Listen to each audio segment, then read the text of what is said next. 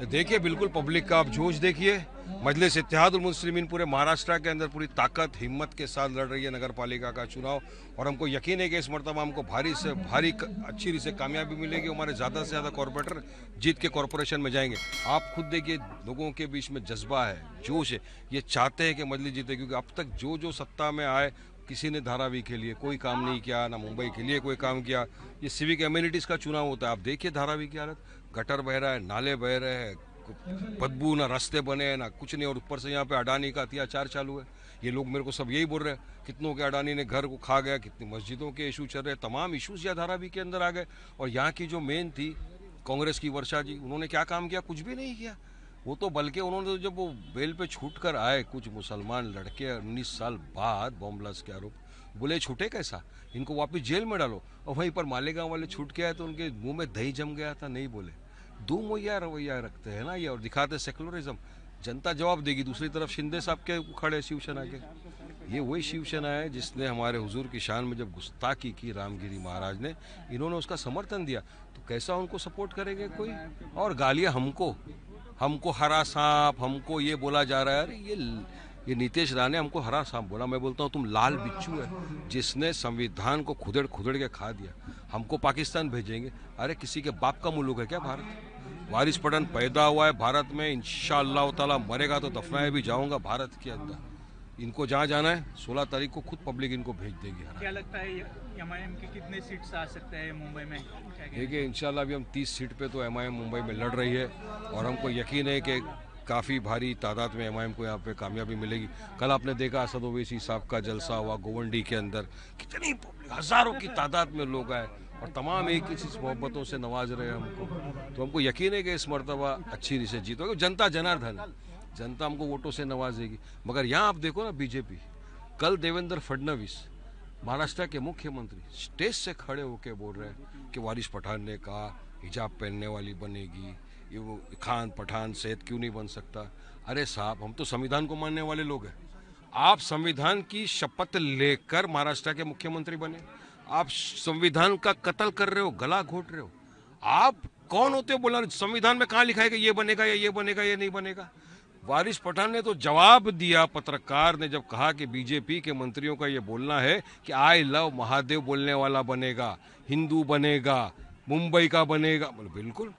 तो क्या वारिस पठान की मुंह में जुबान नहीं है? मैं तो संविधान की बात कर रहा हूँ। अगर वो बन सकता है तो आई लव मोहम्मद सल्लल्लाहु अलैहि वसल्लम वाला क्यों नहीं बन सकता? खान पठान शेख सैयद कुरैशी अंसारी क्यों नहीं बन सकता? और बिल्कुल एक दिन हमारी हिजाब पहनने वाली मुसलमान बहन भी मेयर बन सकती है। अरे भाई साहब, जब देश का प्रेसिडेंट बन सकता है मुसलमान, चीफ जस्टिस बन सकते हैं मुसलमान, गवर्नर बन सकते हैं, एमपीज बन सकते हैं मुस्लिम, और महाराष्ट्र में भी अंतुले साहब सीएम भी थे, मेयर भी बन चुके, तो क्यों नहीं बन सकती फिर हिजाब पहनने वाली मुसलमान बहन मुंबई की मेयर?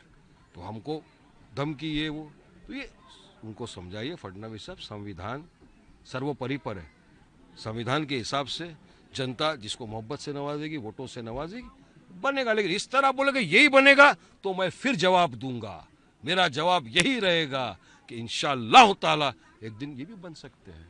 कहीं ना कहीं जो अजित पवार की एनसीपी है वो महायुति से बाहर आ चुकी है, और नवाब मलिक भी लोकल बॉडी के हेड है, तो वो भी लड़ रही है। कहीं ना कहीं माइनॉरिटी को अट्रैक्ट करने के लिए बाहर आई है। क्या लगता है, उसको लेकर क्या कहना चाहेंगे? देखिए साहब, कौन किसके साथ अब तक तो ये समझ में नहीं आ रहा है।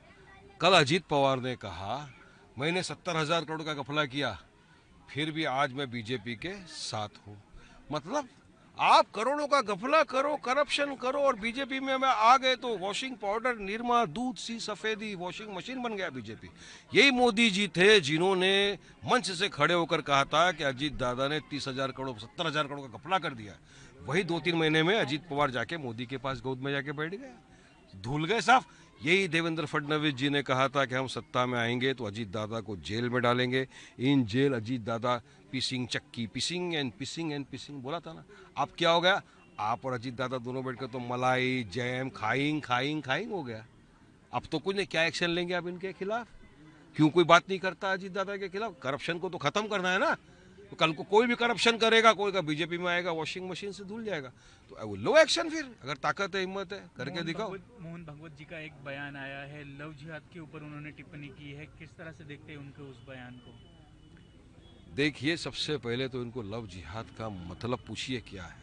जिहाद का मतलब भी नहीं मालूम। इनको बोले डिफाइन करो लव जिहाद का मतलब क्या होता है, इनको नहीं पता। हजारों केस हो गए लव जिहाद के। आप बताओ मुझे कौन से स्टेट में कितने हुए लव जिहाद के केस, आप बताइए हमको, बताओ। इनके पास डेटा नहीं है। अरे इन्हीं के मंत्री महाराष्ट्र में खड़े होकर बोले हजारों केस लव जिहाद के हो गए। खोदा पहाड़ निकला चूहा कुछ नहीं निकला। ये लोग सांसद के अंदर बहस करने के लिए तैयार नहीं है। और इतना ही नहीं, एक अगर 18-19 साल का लड़का या लड़की है जिसको कानून इजाज़त देता है कि वो अपनी मनपसंद से प्यार करे, शादी करे, ये कौन होते हैं उसको रोकने वाले? कानून ही अगर कोई कर रहा है। अब क्या बीजेपी के ही कितने मंत्री है जिन्होंने इंटरकास्ट मैरिज की है, मुसलमानों के नॉन मुस्लिम से शादी की है? कितने सुपरस्टार्स है जिन्होंने मुसलमान होते हुए नॉन मुस्लिम लड़की से शादी की है? तो क्या ये सब जिहाद था? ये सब लव जिहाद है? तो ये इंटरकास्ट मैरिज को बस लव जिहाद, रोड जिहाद, लैंड जिहाद, वोट जिहाद, खाना जिहाद, पीरार जिहाद, बस एक वर्ड मिल गया जिहाद। बिना सोचे समझे, बिना उसका मीनिंग जाने फालतू की बकवास इन लोग करते हैं और कुछ नहीं। देश में सिर्फ नफरत फैलाना है, मोहब्बत को खत्म करना है, ध्रुवीकरण करना है, संविधान का गला घोटना है और लोगों का ध्यान भटकाना है। इसलिए हर आए दिन मुसलमानों को टारगेट करके इस तरह अनाप शनाप बकवास करते हैं। For more of such videos, do like, share and subscribe to ET Now Swadesh.